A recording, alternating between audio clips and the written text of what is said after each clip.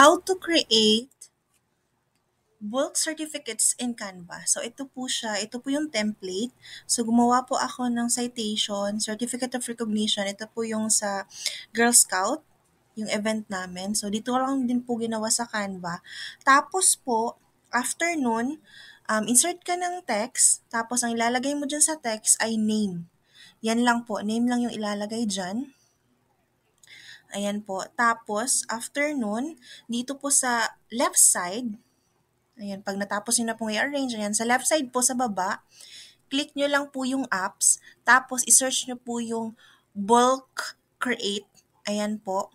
Tapos, enter manually, and then, yung nakalagay na dyan po is clear table. Tapos, mag-encode ka po ng mga names ng mga tatanggap ng certificates. So, enter data manually. So, we have, meron po kami mga almost 60 to 70 teachers. So, kaya, mano-mano ko pong tinype dyan. Ayan. So, pwede po siya kung ano pong gusto nyo or itsura na makikita doon sa certificate. So, yan po yung ilalagay ninyo. So, pwede ding first name, tapos last name, or last name, tapos first name. So, ayan, dahan-dahan po. Kasi nga, from kinder to grade 1 to grade 2, grade 3, 4, 5, and 6 teachers yung bibigyan ko ng certificates. Kasi nga, ako yung naka-assign dito sa mga certificates na to para hindi ako medyo mahirapan. Ayan po. Hindi makaubos ng oras. Ayan, encode ko siya. So, 4, 5, yan lang pong gagawin ninyo. Tapos dun sa pinakataas po, itatype nyo po yung name na word. Ayan po. As you can see sa screen, ganyan po yung magiging itsura niya. Kung gusto nyo po isali yung mga middle name, pwede din po. So, tiyaga-tiyaga lang po siya. Yung certificates po, dyan ko din po ginawa sa Canva. Medyo nasa 30 lang po tayo. Ayan. So, encode, ito lang po yung ginagawa ko. Encode isa-isa sa mga tatanggap ng mga certificates.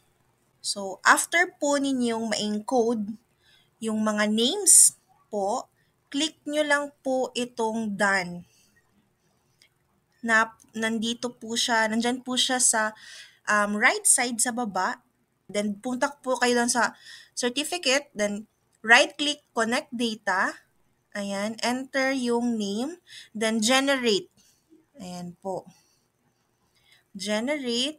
Tapos, meron siyang panibagong window. Tapos, ayan po. Makikita nyo na po, lahat sila, ayan, ilang pages na po yan.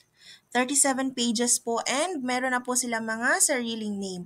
So, all you have to do dito po is i-share nyo lang po siya, download nyo as PDF or as picture, tapos print all na po kayo. So, dito po sa last, yung name ko, medyo adjust lang po natin kasi medyo mataas, medyo mahaba po yung name ko. Ayan. So, yan lang po on how to create bulk certificates in Canva.